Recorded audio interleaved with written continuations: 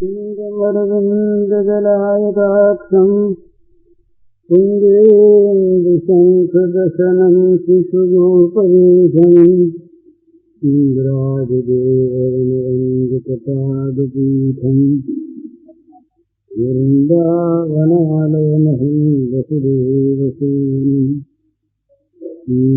जलधरवर्णं चम्पकोद्भासिकरणं विकसितनलिनाशियं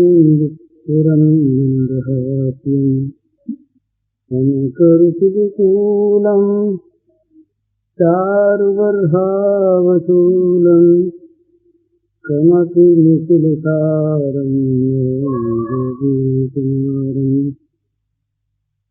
श्रीविभूषितकरान्नवनीरदाभात् पीताम्बरागरुणबिम्बफलाधरोत्थात् पूर्णेन्दुसुन्दरमुखादरविन्दनेत्रात् कृष्णात् परं किञ्चित्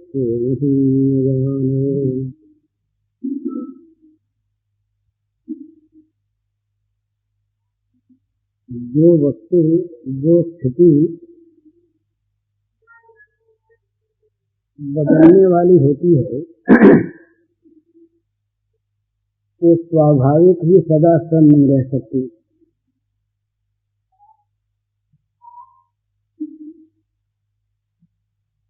जितने भी संसार के पदार्थ हैं, जितनी भी अवस्थाएं हैं, तो वो सदा बदलने वाली हैं। आज जो उसका रूप है क्षण भर के बाद वो नहीं रहेगा। परिवर्तनशीलता और अनित्यता ये इसके स्वरूप है। जो परिवर्तनशील है और जो अनित्य है वो सम नहीं रहता। और परिवर्तनशील और अनित्य वस्तु में जो धारणा है वो भी सम नहीं रहती। इसलिए जगत में, जगत के पदार्थों में जो उन पदार्थों के स्वरूप को लेकर के एक रसता है वो कभी हो नहीं सकता। वो भगवान में, भगवान आत्मा वो नित्य एक रस है, सम है। लेकिन जगत में तमाम विषमता है। विषमता को लेकर के जगत बना है। जब महाप्रलय होता है उस समय प्रकृति साम्यावस्था को प्राप्त हो जाती है, तो जगत रहता नहीं। जहाँ प्रकृति में क्षोभ होकर विषमता आती है, भगवान के संकल्प से जब प्रकृति देवी भगवान के संकल्प का गर्भ धारण करती है तब विक्षोभ होता है।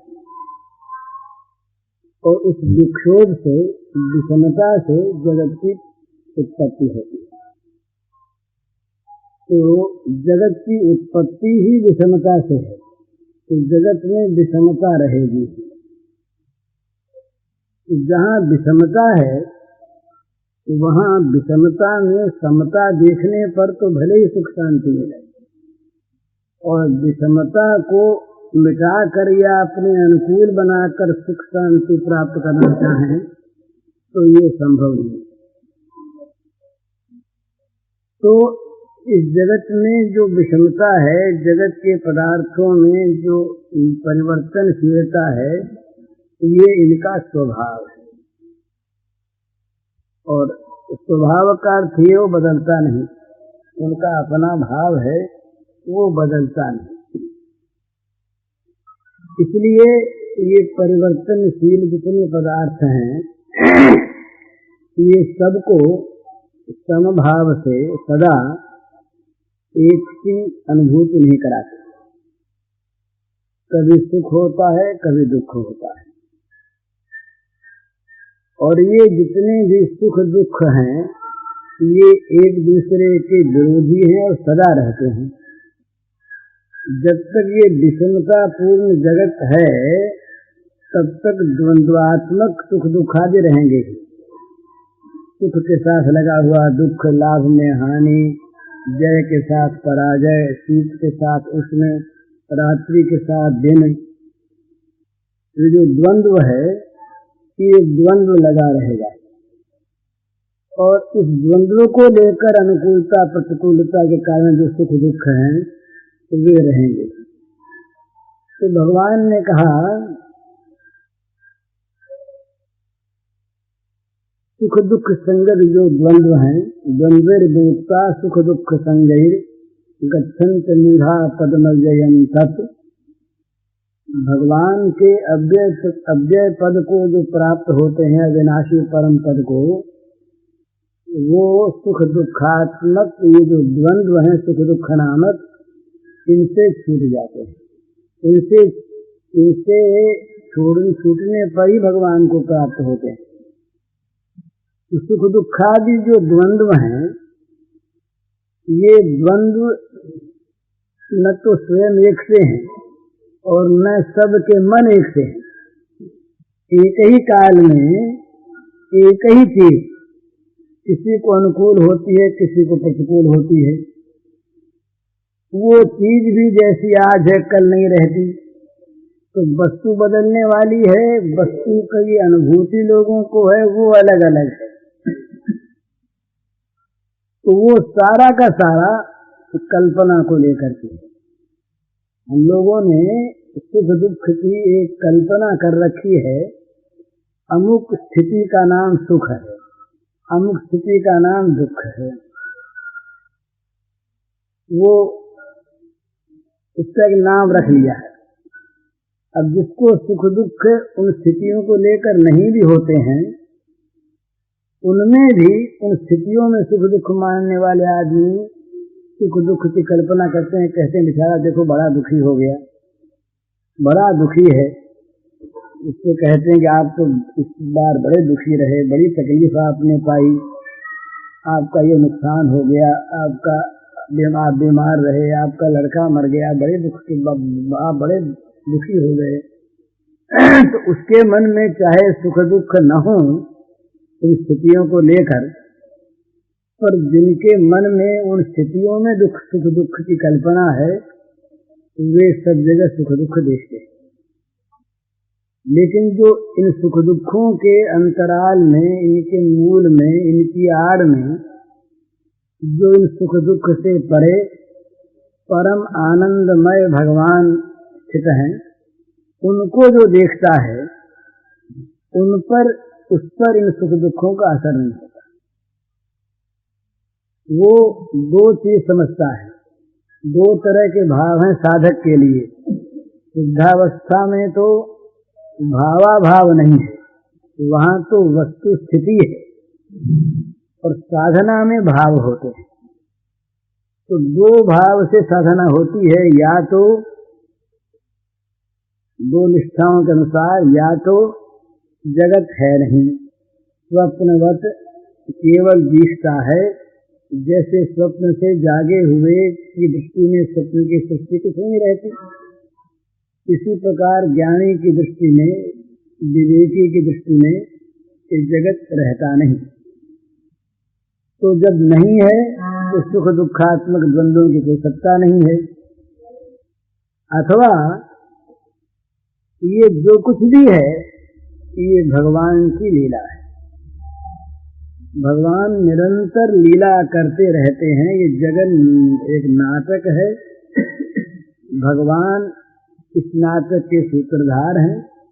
भगवान की इच्छानुसार सब लोग इस नाटक में पात्र हैं और सब अपना अपना खेल कर रहे हैं। जिनकी खेल बुद्धि है वो सुख दुखादि से परे है। जिनकी खेल बुद्धि लीला बुद्धि न होकर सद्बुद्धि है संसार में, तो वे सुखी दुखी होते हैं। तो जो भगवान की लीला समझ लेते हैं इसको, वे सुखी दुखी नहीं होते संसार के इन परिवर्तनों को देखकर। वे संसार के सुखों की तो इच्छा ही नहीं करते, और संसार के दुखों से उनको उद्वेग नहीं होता। दुखेषु उद्विग्न मनाः सुखेषु विगतस्पृह। दुखों में तो उनके मन में उद्वेग नहीं, तो दुख तो आते हैं ना, दुखों को कोई बुलाता नहीं, इसलिए वहां स्पृहा न करने की बात नहीं है। और सुख की आदमी स्पृहा करता है, आवे। तो वो जो लोग हैं वे सुखों की तो स्पृहा नहीं करते और दुखों के आने पर उद्विग्न नहीं होते, क्योंकि वो सुख दुख दोनों में ही भगवान की लीला का अनुभव करते हैं। अब लीला में, वेश में, स्वांग में, चाहे कोई कैसा ही वेश धर करके आवे, जब आदमी किसी चीज को खेल के रूप में ठीक देखता है तो खेल खेलने वाले की वो अभिनय चातुरी को देखकर प्रसन्न बहुत होता है कि देखो ऐसा इसने अभिनय किया, जिस अभिनय में सबको रुला दिया, सबको हंसा दिया, सबको खिजा दिया। इस प्रकार का वो कला का उसने विकास किया कि जिसमें जहां जो बात ठीक वैसी ही दिखी। लेकिन देखो ना कितनी सुंदर इसकी कला है, कैसी अच्छी ये कला जानता है, कैसा अच्छा ये निपुण है खेलने वाला। तो चाहे वो बीभत्स क्रिया हो, खेल जो है वो कहीं बड़ा बीभत्स हो, बड़ा वो रौद्र हो, बड़ा भयानक हो, पर भयानक बीभत्स में भी वो देखेगा उस खेलने वाले की चातुरी को कि कितना बढ़िया खेल खेलता है। उसकी चातुरी देखकर प्रसन्न होगा, उस बीभत्स से, भयानक से डरेगा नहीं, क्योंकि उसको वो लीला मानता है। और फिर उस लीलामय की ओर, उस कलाकार की ओर उसकी दृष्टि जाती है कि देखो कितनी सुंदर कला में ये निपुण है, कैसी अच्छी कला करता है। शिशिर बाबू ने तो ग्रंथ लिखा है काला चांद गीता बंगला में।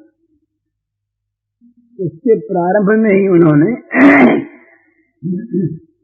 ये संसार के जीवों के सौंदर्य माधुर्य का, इनकी सब कलाओं का वर्णन करके कहा कि भाई जो इस प्रकार रच सकता है वो रचने वाला कैसा होगा।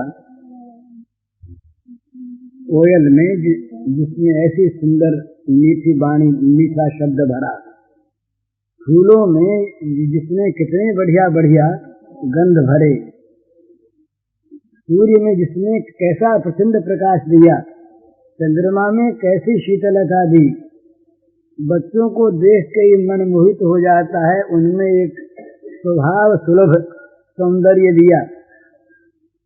माता पिता के हृदय में, पति पत्नी के हृदय में, मित्र मित्र के हृदय में विचित्र विचित्र विभिन्न भावों के जिसने प्रेम का प्रादुर्भाव किया, वो इन सब कलाओं का जो निर्माता है वो कितना कलापूर्ण होगा, कितना सुंदर होगा, उसी को लेकर फिर वो आगे चलते हैं। और श्री कृष्ण में इन सारी कलाओं की परिणति वो दिखाते हैं। तो जब इसमें हमारी बुद्धि ये हो जाएगी कि ये लीला है, तो उसके बाद सुख में भी, दुख में भी, जीवन में भी, मृत्यु में भी, हानि में भी, लाभ में भी, हम हानि में हानि के स्वांग को देखेंगे और लाभ में लाभ के स्वांग को देखेंगे।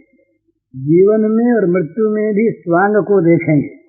भाई मौत का स्वांग सज के आ गया और जीवन का स्वांग सज के आ गया, तो सजने वाले को देखेंगे कैसा ठीक मृत्यु बन गया है। मृत्यु है नहीं, उसमें तो मृत्यु है नहीं, मृत्यु भी उसकी एक कला है, जीवन भी उसकी एक कला है। तो उसकी ओर जब दृष्टि हमारी रहेगी तो ये द्वंद्वादि जितने भी द्वंद्व हैं, ये सुख दुख आदि, इनका फिर हम पर असर नहीं होगा। इनका असर नहीं होगा तो विशेष बात और क्या होगी, इन सुख दुखों को लेकर जो पाप संताप होते हैं वो नहीं रहेंगे। जब इन सुख दुखों को हम सुख दुख मानकर इन दुखों को हटाना चाहते हैं और इन सुखों को प्राप्त करना चाहते हैं, और चूंकि ये सुख दुख हम पर बहुत ज्यादा असर डाले हुए हैं, तो इन सुख दुखों को प्राप्त करने और हटाने में जो भी उपाय हमारे सामने आता है, जो भी कोई बताता है, हम व्यग्र हुए उसी उपाय में लग जाते हैं, चाहे उपाय अच्छा न हो उसी का नाम पाप है। तो इन सुख दुखादि में जब हमारा मन आसक्त रहेगा, इन दुखों का और इन सुखों का जब हमारे मन पर असर रहेगा, तो इन सुख दुखादि के प्राप्त करने और हटाने के लिए ही हम रात दिन यत्नवान रहें। इन्हीं में ये दुख ना आवे, ये सुख आ जाए, जो आ गए हैं उनकी रक्षा हो और बढ़ते रहें। ये स्वाभाविक ये होगा, जगत में जो कुछ भी हमारे प्रतिकूल है वो ना आए और अनुकूल जो हमें प्राप्त है वो बना रहे और भी बढ़ता रहे। बस यही सब की कामना रहती है। जो भोग परायण मनुष्य हम लोग हैं, कामोपभोग परमायतावत निश्चिता, वो अनिश्चित विभ्रांता मोह जाल समावर्ता प्रसक्ता काम भोगेशु पतंति नरकेशु चौ चिंतन प्रमेयांच पर्यंतोपाश्रिता। इस प्रकार रात दिन उसी चिंता में हम लोग लगे रहेंगे। उस चिंता में रहने पर क्या होगा, कामना दुश्चिंता ये विवेक को हर लेती है। उस समय जो भी उपाय सामने दिखता है भाई यही करो, उस समय दृष्टि रहती है केवल उस वस्तु पर, कैसे भी वो मिले, वो जो प्राप्त करना हम चाहते हैं उस वस्तु को, उसके प्राप्त करने का चाहे साधन वैध हो या अवैध हो, निषिद्ध हो या वैध हो, हम उसको नहीं देखते, हम प्राप्त करना चाहते हैं और रात दिन चिंतित रहते हैं।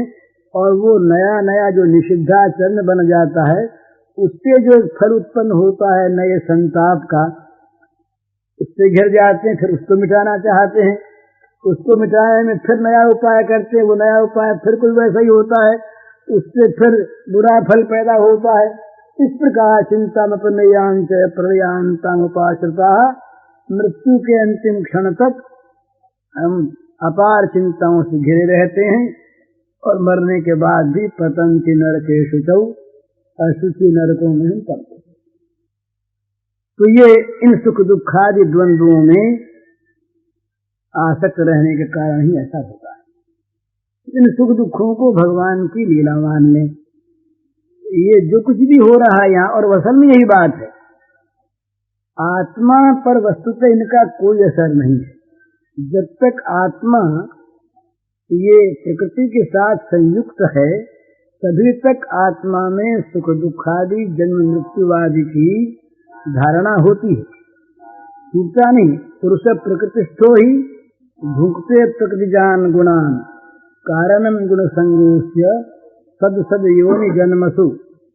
बुरी भली योनियों में जन्म इसीलिए होता है, होता हुआ दिखता है कि जब तक ये पुरुष प्रकृतिस्थ है, जब तक इन द्वंद्वों से घिरा है, जब तक सांसारिक हानिलाभ ही उसके सामने है, जब तक उसकी भोग दृष्टि है, जब तक वो विषयासक्त है, तब तक ये स्थिति उसकी रहेगी ही। सुख दुखादि उसको व्यापेंगे ही, अनुकूल प्रतिकूल भोग आवेंगे ही, अच्छी बुरी योनि में उसका जन्म होगा ही। परंतु वास्तव में आत्मा पर कोई असर नहीं होता, आत्मा निर्लेप है। तो आत्मा यदि अपने आत्म तत्व को देख ले और आत्मा यदि उस प्रकार से भगवान के अंतरत्व में आ जाए, तो फिर भगवान की लीला जब देखने लगेगा तब उसको नया नया आनंद आवेगा, नई नई लीला दिखेगी ना। संसार में नित्य नई लीला होती है और उस लीला में विभिन्न रसों का प्रादुर्भाव होता है, कभी बड़ा भयानक है, कभी बड़ा सुंदर है। उन लीलाओं में वो देखेगा कि देखें ये कैसा बन के आया। भगवान ने कहा कि जितने भी हरण करने वाले, छीनने वाले सब कुछ, छीनने वालों में सबसे बड़ी मृत्यु है जो सब कुछ छीन लेती है। तो भगवान ने कहा मृत्यु में मृत्यु सर्वहरश्चाहम,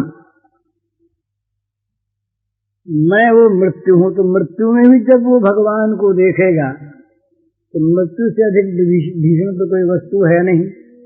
उसकी दृष्टि में फिर भगवान की प्रधानता रहेगी, संसार की नहीं। और संसार फिर प्रधान न रह करके भी सुखमय हो जाएगा। संसार के दो ही रूप हैं, जहाँ संसार भगवान से रहित है वहाँ वो दुखालय है, दुखालय में शाश्वत। और जहाँ संसार भगवान से भरा है वहाँ दुख लेश शून्य है, स्थिति कुछ भी। तो हम लोग जो निरंतर दुखी रहते हैं उसका कारण यही है कि हम लोग संसार को भगवान से रहित भोगमय देखते हैं। भोगमय संसार दुखी है और भगवानमय संसार सुखी है। वहाँ दुख लेश नहीं, क्योंकि दुख में आ नहीं सकता। जैसे प्रकाश में अंधकार नहीं आ सकता, इसी प्रकार भगवान जो आत्यंतिक सुखमय है, आनंदमय है, उनमें दुख नहीं आ सकता। उनमें दुख की तो बात क्या है, द्वंद्व वाला सुख भी नहीं आता। उनमें जो सुख है वो सुख तो नित्य है, अनंत है, सत्य है, सनातन है, शाश्वत है। ऐसा जो सुख है आत्यंतिक वो रहता है। तो भगवान जहाँ जगत में भरे हैं वहाँ जगत में कहीं पर भी किसी अवस्था में भी दुख है ही नहीं। केवल आनंद है, केवल सुख है। वो सुख है, वो सत है, वो सुख चेतन है, वो सुख भगवत स्वरूप है।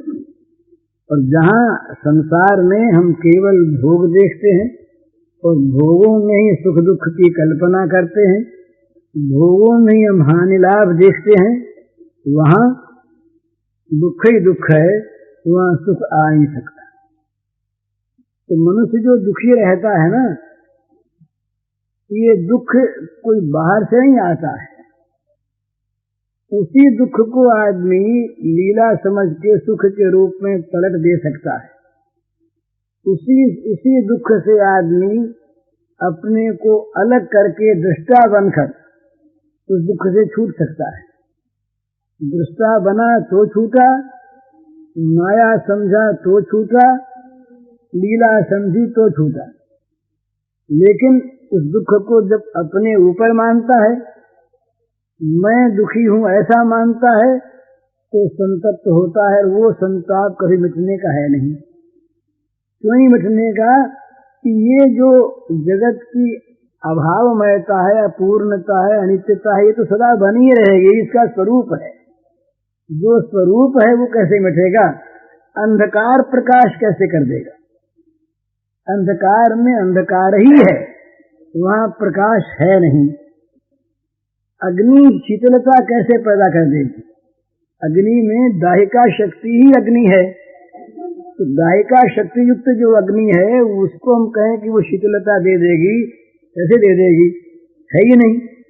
इसी प्रकार संसार के अनित्य अपूर्ण जो भोग हैं ये हमको सुख दे देंगे, ये संभव ही नहीं, क्योंकि है ही नहीं। तो जो वस्तु जहाँ नहीं है वहाँ उसको खोजने जाना ही मूर्खता। इसी को शास्त्रकारों ने मृग तृष्णा कहा है अपने। जैसे वो उत्तप्त बालू में वो सूर्य की किरणों से पड़ी हुई लहरों को देखकर हरिण पानी समझते हैं और उसमें उस पानी से प्यास बुझाना चाहते हैं, वो प्यास बुझती नहीं, उल्टा जल जाते हैं। इसी प्रकार भोगों में सुख की आशा जो है इसको मृग तृष्णा कहा है। मृग तृष्णा मृग को दूर से दिखाई देता है लहराता हुआ समुद्र का। दूर से मालूम होता है जल लहरा रहा है, पर वहां जाता है तो उसको गरम गरम जलती हुई बालू मिलती है। मृग तृष्णा कभी उसको वहां शांति होगी नहीं, कभी उसकी तृप्ति होगी नहीं, कभी उसको शीतलता मिलेगी नहीं, सुख मिलेगा ही नहीं, क्योंकि है नहीं। तो भगवान से रहित जितने भी विषय भोग हैं, जितने पदार्थ हैं, जितनी स्थितियां हैं, जितनी अवस्थाएं हैं, जहां जो कुछ भी है, उन सब में दुख है। ये बात खूब ध्यान में रख लेनी चाहिए। अनित्यम सुखम लोकम, भगवान ने कहा ये जो लोक है ये अनित्य है और सुख रहित है, और दुखालयम शाश्वतम, दुखालय है और अशाश्वत है। तो जो असुख है, सुख रहित है, और जो दुखालय है उसमें सुख की खोज करना, ये मूर्खता रहती है। इससे कभी सुख मिलता ही नहीं, किसी को मिला नहीं, मिल सकता नहीं। उसके अंदर जो भरा हुआ एक नित्य पदार्थ है, जिसके आधार पर ये सब टिका हुआ है, जिसकी दृष्टि से ये सब दिखता है, वो जो मूल तत्व वस्तु है वो नित्य है, सत्य है, सनातन है, और वो सुखमय है। तो भगवान ने कहा अनित्यम सुखम लोकम इमं प्राप्य भजस्व माम। भाई इस अनित्य और असुख लोक को प्राप्त करके तुम यदि चाहते हो इसमें सुख मिलेगा, सो मिलेगा नहीं। तो सुख प्राप्त करना चाहो तो क्या करो, माम भजस्व। इसी श्लोक में कहा माम भजस्व, मुझको भजो, जो अनित्य नहीं है और सुख रूप है। जो नित्य है और सुखमय है भगवान, उसको भजो। हम लोग जो जितना भी संसार को भजते हैं, चाहे वो मंदिर में बैठ करके भजें और चाहे दुकान पर बैठ करके भजें, भजना होता मन से। हम भजन किसका करते हैं, ये अपने मन को देखने से पता लगता है। चाहे हमारे हाथ में माला हो, यद्यपि माला रखकर भजन करने का विरोध नहीं है, बहुत अच्छा, वो करना ही चाहिए, उसके विरोध में ये चीज नहीं कही जा रही है। ये तो इस रूप में कही जा रही है कि अपने मन को हम देखें, हमारा मन किस वस्तु का सेवन कर रहा है। भगवान के सामने मंदिर में बैठकर हम जब भगवान से भोग मांगते हैं और भोगों के लिए अत्यंत चिंतित होकर भगवान से प्रार्थना करते हैं, तो वो प्रार्थना भगवान से करते हैं, पर भजन वहां पर भगवान का करते हैं कि भोगों का करते हैं। जरा इस बात को गहराई से देखना है।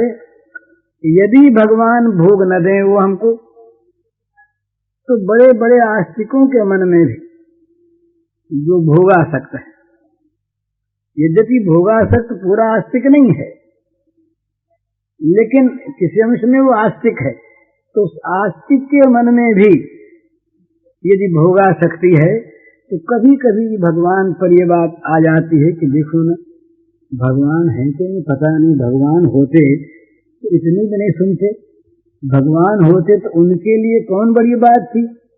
जरा से संकल्प से जब सृष्टि बन जाती, बिगड़ जाती है, तो मेरा मामूली सा काम भगवान नहीं कर सके। एक जगत के आदमी अगर किसी पर कृपा करें तो वो 100, 200, 500, लाख, 10 लाख, करोड़ रुपए दे देते हैं, यही इसकी हैसियत है। तो क्या भगवान इतना सा हमारा काम नहीं कर सकते? इतना सा नहीं किया तो पता नहीं, हम भगवान को भजते तो हैं, लेकिन हैं कि नहीं पता नहीं, और हैं तो कम से कम दयामय तो नहीं। दयामय होते तो उनको हमारी दशा पर, दुर्दशा पर दया नहीं आती क्या? और नहीं आती तो या दयामय नहीं है या शायद नहीं हो, कल्पना ही हो। इस प्रकार की भावना अच्छे अच्छे लोगों में हमने आके देखा है, जो आस्तिक हैं, जो पीछे पछताते भी हैं कि हमारे मन में ये भावना क्यों आई। पर वो भोगा शक्ति जो है ना, वो भोगों का जो भजन कराती है निरंतर, वो भगवान का भजन नहीं कराती ना, इसलिए ये बात आ जाती है। और जो भजन परायण होते हैं उनकी दृष्टि दूसरी है। भजन परायण लोगों की दृष्टि में संसार के हानि लाभ का कोई महत्व है ही नहीं। वो तो असतरण विश्वंग प्रचोदार गृहादिषु, तो सब पदार्थों में उनकी अनासक्ति रहती है और वो अव्यभिचारी भाव से केवल भगवान का भजन करते हैं। तो उन भजन परायण व्यक्तियों में संसार के इन सुख दुखों की कल्पना आती नहीं। वे मान के लिए भजन नहीं करते, वे धन के लिए भजन नहीं करते। तुलसीदास जी ने इतना बड़ा ग्रंथ रचा, इतना बड़ा कि जो सारे मानव जगत का उद्धार करने में समर्थ, इस प्रकार की महान वस्तु, परंतु स्वांत सुखा है भजन के लिए। तुलसीदास जी का साहित्य दृष्टि से भी बड़ा ऊंचा स्थान है, पर उनका जो हृदय है वो तो राममय हृदय है। उनका तो प्रत्येक काम राम को रिझाने के लिए है और राम को रिझाकर अपने सुख पाने के लिए है। उससे जगत का उपकार तो स्वाभाविक होगा ही, अमृत से जगत को अमरता मिलेगी ही, वो तो अमृत है। उससे जगत का उपकार तो स्वाभाविक होगा ही, परंतु दिखाने के लिए, मान प्राप्त करने के लिए, धन प्राप्त करने के लिए, इज्जत प्राप्त करने के लिए इन महात्माओं का प्रयास नहीं होता।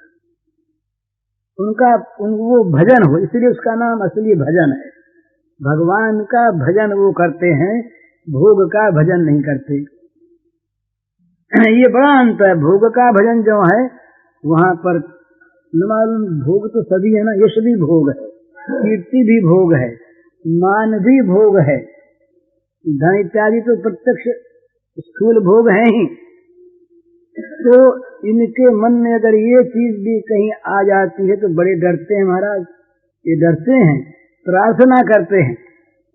तो सूर तुलसी इत्यादि के भजनों को देखिए, शंकराचार्य ने भी कह दिया, मत सम पातकीय नास्ति पाप अग्नि तत्समानी है मैया, मेरे समान तो कोई पापी नहीं हो, तुम्हारे समान पापों का नाश करने वाले। जरा सा भी सूरदास जी को जरा सा कहीं एक दिन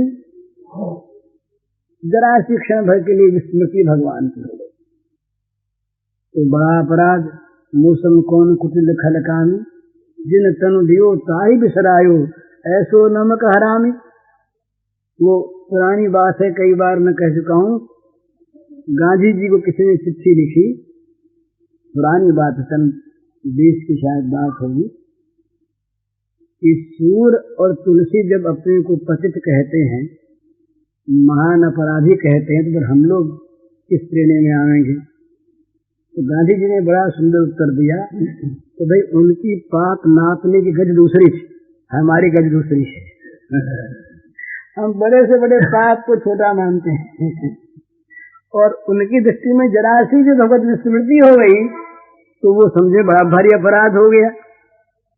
तो वो भजन करते थे। भजन जहाँ पर है वहाँ भोगों की तरफ दृष्टि नहीं है, और प्रतिकूल भोग कहीं प्राप्त हो जाए तब तो साधक दृष्टि यदि है तब तो प्रसन्न होते हैं लोग।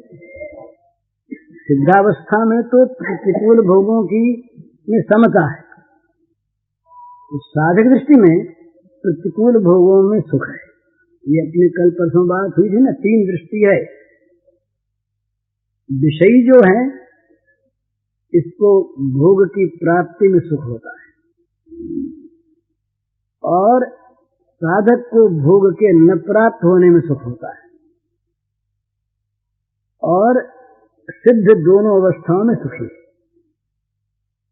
तो साधक की जो दृष्टि है वो दृष्टि प्राप्त करने की है। विषयी जिन चीजों को ममता आसक्ति पूर्वक चाहता है, साधक डरता है कि इनमें ममता आसक्ति कहीं उत्पन्न हो गई तो भगवान में होने वाली ममता आसक्ति कम हो जाएगी। वो कम हुई कि हम तो मारे गए। तो वो डरता रहता है, साधक डरता है, सावधान रहता है कि कहीं भी विषयासक्ति, कहीं भी विषयों में ममता, कहीं भी ये मन में आ न जाए। यदि आ गई तो उतना स्थान भगवान के लिए तो खाली करना पड़ेगा, भगवान वहां हटाना पड़ेगा। जितनी दूर में जगत की ममता आई उतनी भगवान की ममता कम हुई। जितनी दूर भगवान की ये भोगों की आसक्ति आई उतनी भगवान की प्रीति कम हुई। तो निकलेगी कहाँ से जगह? जितनी जगह भोगों को देंगे उतनी निकलेगी भगवान में से ही। उतनी दूर में हमें भगवान को हटाना पड़ेगा। तो ये इनको हमने स्थान दे दिया भगवान के साथ, तो भगवान का अपमान होता है। भगवान के साथ भोगों को स्थान जो सच्चे भक्त लोग हैं वो नहीं दिया करते। दे सकते नहीं। उनको तो वो चीज ऐसी मालूम होती है कि भगवान की विस्मृति कराने वाली कोई भी चीज, चाहे वो जगत में श्रेष्ठ से श्रेष्ठ हो, जो भी भगवान से जरा सा भी विमुख कराने में सहायता दे, उसको वो त्याज्य। तुलसीदास जी जैसे संत इतने विनम्र, वो भी जली कटी बात कहते हैं, जरो सो संपत्ति, आग लग जाए, जरी जाए उसो जीवन, उस जीवन में आग लग जाए। तो सब धर्म कर्म जरे जाहू, उन धर्म कर्म में आग लग जाए जो भगवान के चरणों में प्रेम नहीं करवाते। तो सब धर्म कर्म जरे जाहू, जन राम पद पंकज भाऊ, जल जाओ धर्म कर्म जल जाए, जरे जाहू सो जीवन जानक नाथ, ये जग में तुम्हारो बिन हो, जो जीवन तुम्हारा नहीं हो गया उस जीवन में आग लग जाए। जरो सुसंपत्ति सदन सुख सुहृद मातु पितु भाई, कोई बाकी नहीं रखा। जरो सुसंपत्ति सदन सुहृद मातु पितु भाई, सन्मुख हो तो जरा पर करते सहसा है। देखिए सब में आग लग जाए, क्योंकि वो देखते हैं कि इनमें अगर मन कहीं गया, ये अगर कहीं हमारे जीवन पर अपना प्रभाव डाल सके तो भगवान से कम हो जाएगा इतना। तो निरंतर चाहते हैं कि भगवान हृदय में भरे रहें, जगत में कुछ भी हो, या जग में जह लगी या तनु की प्रीति प्रतीक सगाई, तो सब तुलसीदास प्रभु हुई सो हुई सुमिति कठाई, सब और कुछ नहीं। चहोन सुगति सुमति संपत्ति कछु, रिधि सिद्धि विपुल बड़ाई, हेतु रहित अनुराग राम पद बढ़ अनुदिन अधिकारी। ये सन्मति सदगति संपत्ति रिद्धि सिद्धि और विपुल बड़ाई, जगत में तो सब चाहते हैं। अच्छे जितने अच्छे लोग हैं, चाहे वो साधक हों, चाहे विषयी हों और चाहे सिद्ध हो, यही तो सब चाहेंगे। और क्या चाहेंगे? कोई संपत्ति चाहेगा, कोई रिद्धि सिद्धि चाहेगा, कोई विपुल बड़ाई चाहेगा, कोई सन्मति चाहेगा, कोई भी सदगति मुक्ति चाहेगा। ये कहते हैं जहाँ प्रेम नहीं हो ऐसी कोई चीज हमको नहीं चाहिए। तो क्या चाहिए कि बस बिना हेतु का अहेतुक प्रेम भगवत चरणारविंद में, राम चरणारविंद में निरंतर मेरा बढ़ता रहे। और गोपियां तो कहती जगह नहीं रही, वो तो कहती कि हमारे तो हृदय में भाई क्या करें, संसार की बात तो अलग है, संसार की तो कोई चर्चा ही नहीं है। आपके परमात्मा को, आपके बताए हुए ब्रह्म को ध्यान करने के लिए किसी हृदय में से जगह रखें तो वो भी नहीं। ना ही न रहो ही मैं ठो, नंद नंदन असत कैसे आनिए उर, और चलत चितवत दिवस जागत सुपन सोवत रात। कोई समय ऐसा नहीं जिस समय वो हृदय में से निकलता हो। चलत चितवत दिवस जागत सुपन सोवत रात, हृदय ते वह श्याम मूर्ति छिन्न नहीं तो उठ जात। क्षण भर के लिए भी वो श्याम मूर्ति इधर उधर जाती ही नहीं, तो जगह ही नहीं, जगह रही नहीं मन में, तो और को लावे कैसे? तो जगत की ममता, जगत की आसक्ति, जगत के विषय तो तब मन में आवे जब मन में जगह बचे तब। तो ये भक्त लोग जो होते हैं, भगवान की लीला देखने वाले, ये इन चीजों को मन में आने नहीं देते। ये असली भजन करने वाले ये होते हैं। ये असली भजन करने वाले का स्वरूप अपने मन में आप देख ले। अगर इन द्वंद्वों का असर होता है और इन द्वंद्वों को लेकर के हम हर्ष और उद्वेग को प्राप्त होते हैं, तो समझना चाहिए कि भगवान का असली भजन नहीं हो रहा है, कमी है। और इन द्वंद्वों को लेकर के हम पर कोई असर अगर नहीं होता, ये तो जैसे रात के बाद दिन, दिन के बाद रात, ये जैसे लगे रहते, इसी प्रकार ये जगत जो है ये बनने बिगड़ने वाला है। जगत की प्रत्येक स्थिति, प्रत्येक पदार्थ, प्रत्येक अवस्था ये निरंतर जन्मती और मरती रहती है। ये इसका स्वभाव है, ये अपरिहार्य है। जातश ध्रुव मृत्यु ध्रुव जन्म तस्माद अपरिहार्य थे न तुम सोचे तो मर रहे। भगवान ने कहा कि सोचने की बात नहीं है, ये जो बना है बिगड़ेगा ही, जो जन्मा है मरेगा ही, इसमें बात कौन सी है? तो जन्म मृत्यु दोनों बस ये भगवान की लीला, भगवान के खेल के रूप में आ जाए, फिर इसका कोई प्रभाव नहीं होगा। तो असली भजन करने वाले लोग जो हैं ये इन सब में भगवान की लीला देखते। भगवान लीलामय कभी महाप्रलय के रूप में आते हैं, कभी सुंदर सृजन के रूप में आते हैं। तो कभी बड़ा सुंदर फूल खिलता है ना, देख करके, कली को देख करके चित्त खिंचता है, तो मुरझा के गिर जाता है, नीचे सूख जाता है। वही फूल की जैसे दोनों गति होती है, इसी प्रकार जगत में प्रत्येक पदार्थ की जो सृष्ट है, जो बना है, वो बिगड़ेगा ही, वो नष्ट होगा ही। संसार के सुख भी, संसार के भोग भी, संसार के संबंध भी, संसार की प्रत्येक स्थिति भी ये नित्य परिवर्तनीय है, नित्य अनित्य है। तो इसलिए ये नित्य अनित्य जो स्थिति है, इसको स्वांग ऐसा नहीं रहता हमेशा। स्वांग बदलने वाले होते, स्वरूप एक सा रहता है। जो स्वरूप है वो तो एक सा है। वो जिस समय अभिनेता राजा बनता है, उस समय भी स्वरूप तो वही है जो था, और जिस समय वो नौकर बनता है, उस समय स्वरूप तो वही है जो था। तो स्वरूप उसका नहीं बदलता, स्वांग बदलता है। स्वरूप में जो स्थित है, स्वांग में नहीं, वो ठीक है। और कहीं स्वांग को रूप मान लिया, वो फंस गया। पुरुष प्रकृतिस्थो ही, पुरुष का प्रकृतिस्थ होना क्या है? स्वांग को अपना रूप मान लेना। तो स्वांग बदलता रहेगा, जब बदलेगा तो समझेगा मैं बदला, दुख आया समझेगा मेरे पर आया, सुख आया समझेगा मेरे पर आया। कोई खेलता खेलता आदमी पागल हो जाए नाटक में, तो उसकी क्या गति होगी? तो चीज तो उसकी होगी नहीं, वो वस्तु उसकी बनेगी नहीं।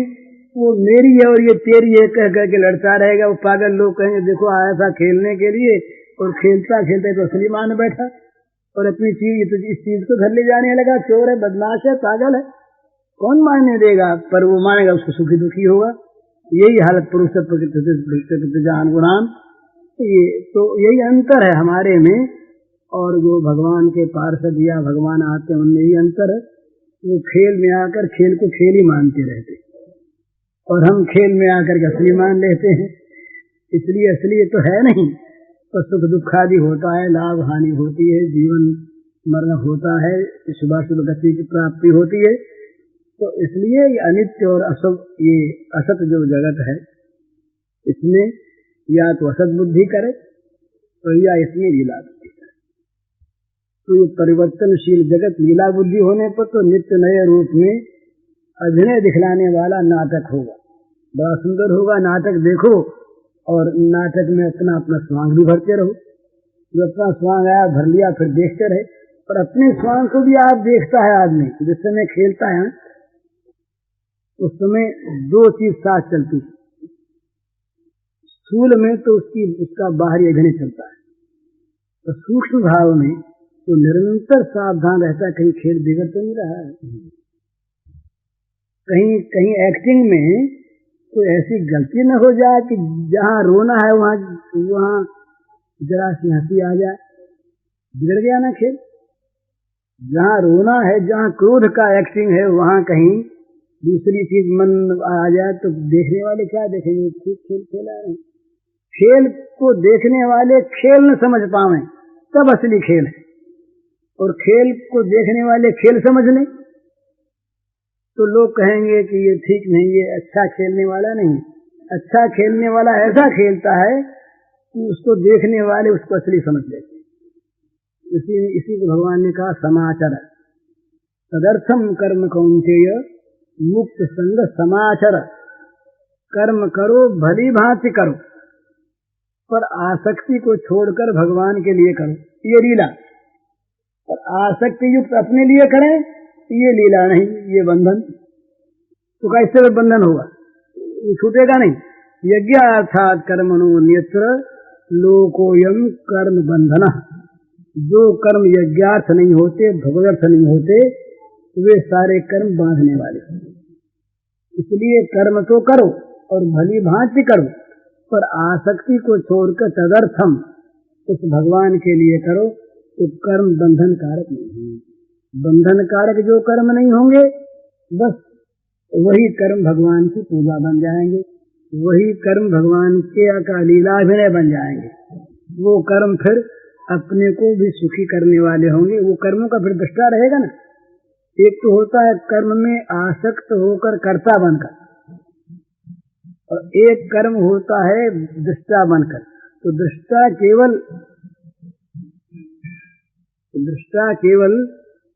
अद्वैत वेदांत में नहीं होता है, यहाँ भी होता है। यहाँ कैसे होता है कि मैं भगवान की पूजा कर रहा हूँ। जब अपने स्वकर्मणा तमध्यर से होता है ना, प्रत्येक कर्म के द्वारा भगवान की जब पूजा होती है तो प्रत्येक कर्म करने वाला सावधान रहता है कि भगवान की पूजा की जगह कहीं भूख से तो नहीं आ गई। स्वयं खाता है और भगवान की पूजा करता है। समर्पित कर्म यही होते हैं। स्वाद के लिए नहीं खाता, पूजा के लिए खाता है। सजावट के लिए कपड़ा नहीं पहनता, पूजा के लिए पहनता है। धन कमाने के लिए व्यापार नहीं करता, भगवान की पूजा के लिए करता है। तो जो प्रत्येक समय सावधान रहता है कि मेरी जो पूजा की भावना है ये कहीं भोग की भावना में न परिणत हो जाए। यहाँ भी वो दृष्टा है, यहाँ भी वो दो स्थूल दृष्टि से वो खा रहा है, सूक्ष्म दृष्टि से वो भगवान की पूजा कर रहा है। खाता क्यों है? भगवान की पूजा कर। ये रशनासी तत्पुरुष मदर्पणम, जो खाओ वो भी हमारे अर्पण करो। तो इस प्रकार से भगवान की लीला जगत को मान लेने पर सुख दुख आदि द्वंद्वों से चित्त हमारा हट जाएगा। और इसका परिणाम तो यहाँ सुख तो है ही कि द्वंद्व ही तो दुखमय, सुख आया तो फिर दुख आवेगा ही, रात आई तो फिर दिन आवेगा ही, दिन आई तो फिर रात आवेगा ही, और नहीं तो फिर इन सारे द्वंद्वों में भगवान की लीला और हम देखने वाले मजे में देखते रहें और आनंदित होते रहें। न पाप आवेगा न ताप आवेगा, मौज की मौज रही। विविधम नरकस्येदं द्वारं नाशमात्मनः कामः क्रोधः तथा लोभः तस्मात् एतत्त्रयं त्यजेत्। तीन बड़ा दोष है, कामना, क्रोध और लोभ। यह आत्मा का पतन करने वाला है, नरकन गिराने वाला है।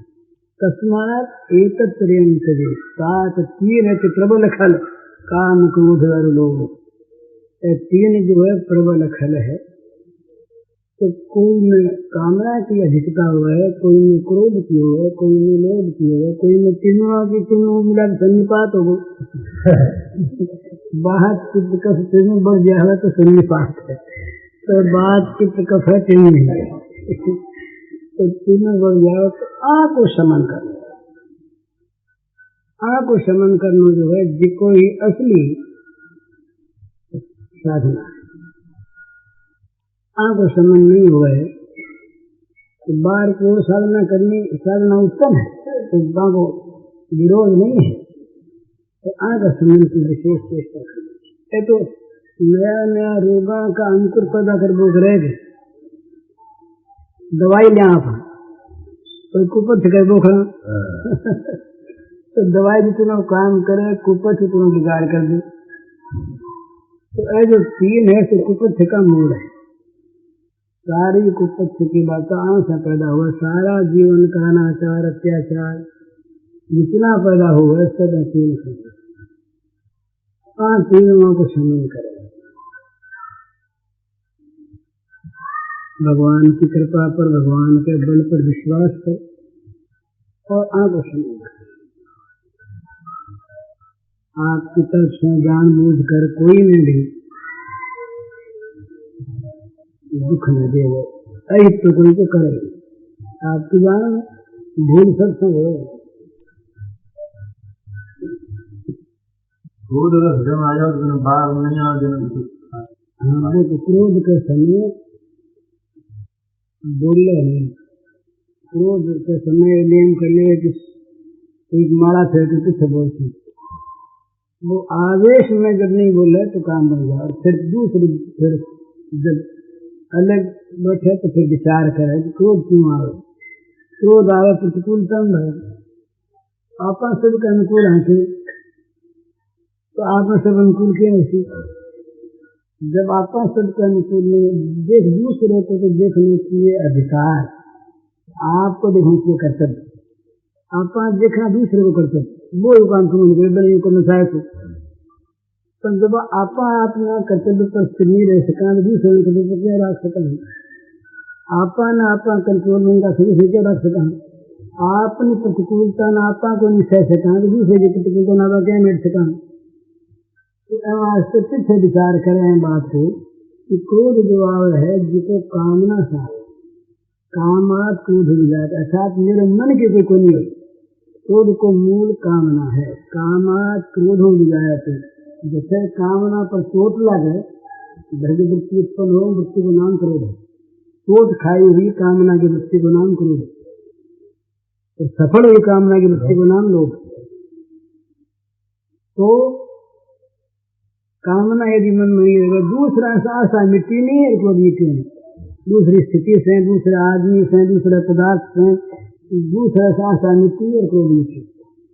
आपका एक आशा, एक एक्सपेक्टेशन जनक है, एक्सपेक्टेशन अनन्य करनी चाहिए, एक प्रतीक्षा की भावना आज जब तक है तब तक क्रोध मिटना मुश्किल। तो या तो फिर क्षमा की भावना बहुत जागृत हो जाए तो क्रोध मिल जाए, या आशा छोड़कर क्रोध मिल जाए, या प्रतिकूलता में भगवान को दया मान ली तो क्रोध मिल जाएगा। मामूली क्रोध मिटाने के तो दो तरीका है, फूल को अत्यंत क्रोध आया जब क्रोध की पूजा नहीं करेंगे, लीन कर ले। तो दो लुगाएं, एक लुगाई हुई जिसकी लड़की बहुत जब उनके पति रहमा तो बचिया बोले आते बेचारो 10 साल का ही बात उनको कह देते थे, दो कभी 2-4 कभी तो नाव से लड़ाई होती थी, ना रोटी हुई आई रहती बाकी घर में कले रहती। ये पाड़ोसन के गई, पाड़ोसन के देखो बहुत आनंद बढ़ते बड़ो प्रेम लेना बन के खारा के बड़ो आनंद मुझे तो रात दिन रोवा हमारे कलर की बात है। तो बोले मैं दवाई दूँ, मैं दवाई दूँ, बोले बाद दवाई नहीं दे, तो लिया दवाई, तो एक बोतल में दवाई भरती, बोतल के देश आज तेरे पति आ गए, पति आने के ट्रेन पर पहले से दवाई नहीं ले ली, और मैंने ना तो गिरती ना थूकी, घंटा 2 घंटा रहे दवाई नहीं तो ठीक है, किसी तरह दवाई असर कर जैसे बोले ठीक है। तो पति आने के पहले अरे बाप दवाई मुंडे में ले ली, लेकिन ना गिटना थुका मुँह भरी, मैं पति आए आज बची ठीक नहीं बोली, ना वो शांत से बोले आज तो भाई बहुत अच्छी बात, आज तो बोली ही कोई। अब वो दूसरा नहीं बोले ना, बोले भाई तू क्या करे मेरी भूल, तुम बेचारी रात दिन काम करे ठिकाई रहे और मेरे से कोई बात के बारे में तुम्हें खिद्दी तो तो आप ही मेरी भूल। जब आदमी आपकी भूल माने अभी सवाल ठंड हो जाए ना, बापा ने बोल बोली नहीं थारी भूल को नहीं मेरी भूल है, मैं आते सारे गले पर जीती नहीं मैं तेरी भूल को नहीं मेरी भूल है, दोनों राजी होगा, राजी हुआ ना वो लिखो मुझे खाया पियो पापा उसने कहना क्या बात है दवाई तो भाई बहुत काम करो प्रेम दे मना गई 5-7 जनता दवाई बड़े प्रेम आपस में हो बोलना हुआ क्रोध की क्रिया तो बोलना हुआ उनको नहीं प्रेम हो। जहाँ बात बोली एक दिन जाकर कहीं दवाई लेना है, उन्होंने बताई दी दवाई, थेरेपिस्ट का सुकनी सब प्रेम उड़ा प्रेम, तो दवाई वाई से गई थी मतलब पानी भर दी बाद इतनी तो बोल रहे नहीं, तो ना थूका ना जीते ना फिर बोलो वही बनी बोले जा बनी, तो न बोल में दवाई बोली बनी और समझावे भी कोई ना आपकी बात क्रोध का समय समझा के जब सौम्य भाव है वह भगत समझावे है कोई बात, तो वह भगत वह को कर वह के गुना की तारीफ कर सकते हैं। वो देखे के लिए वो खाली विदेश नहीं जो है, वो खाली मेरा देश नहीं बता मेरा गुण भी जाने, तो ये बात क्या है सत्य है आवश्यक थी तो वो मान ले बात ठीक है। पूज्य श्री भाई जी के इस प्रवचन का शीर्षक है सुख दुख आदि द्वंद्वों में माया या लीला देखें। इसका कैसेट संख्या है 92। पूज्य श्री भाई जी ने यह प्रवचन गीता वाटिका गोरखपुर में 12 अक्टूबर 1958 रविवार को दिया था। मगयो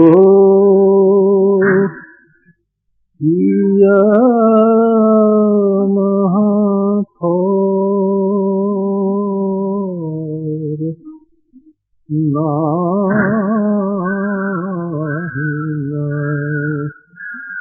मगयो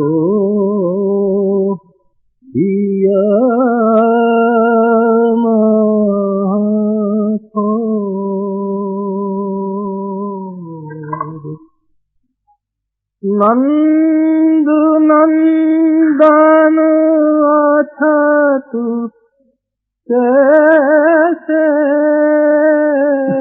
नंद नंदन अथतु कैसे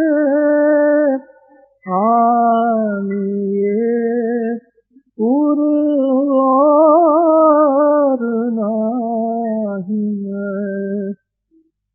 आनिए उर्वर नाही गयो यमथोर नाही गयो यमथोर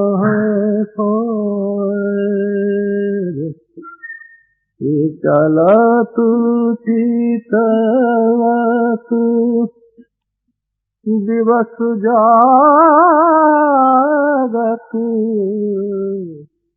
सुपन सोवतु रात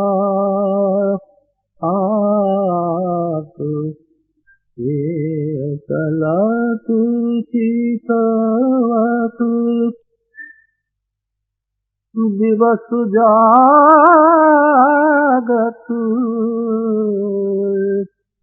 सुपन सोवतु आप हृदय ते वह श्याम मूरति हृदय ते वह श्याम मूरति छिनन चित उतु जात नाही छिनन चित उतु जात नाही रहो यमथोर नाही रहो यमथोर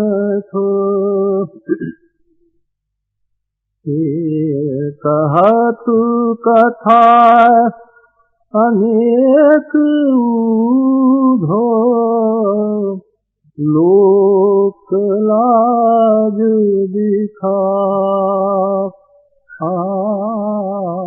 कहतु कथा अनेक ऊधो लोक लाज दिखाए कहा करो तन प्रेम पूरन कहा करो तन प्रेम पूरन घटन सिंधु समातु नाही घटन सिंधु समातु नाही रहो ओहि यमथोर नाही रहो यमथोर श्याम गातु सरोज आनन ललित गति मृदुहा श्याम गातु सरोज आनन ललित गति मृदुहाय आप सूर ऐसे रूप कारण सूर ऐसे रूप कारण मरत लोचन क्या सुनाहिए मरत लोचन क्या सुनाहिए रहो ही महथोर नाहिए रहो ही महथोर नंद नंदन अछत कैसे नंद नंदन अछत कैसे आनिए पुरवाद नाहिए आनिए पुरवाद नाहिए रहो ही महथोर नाहिए रहो ही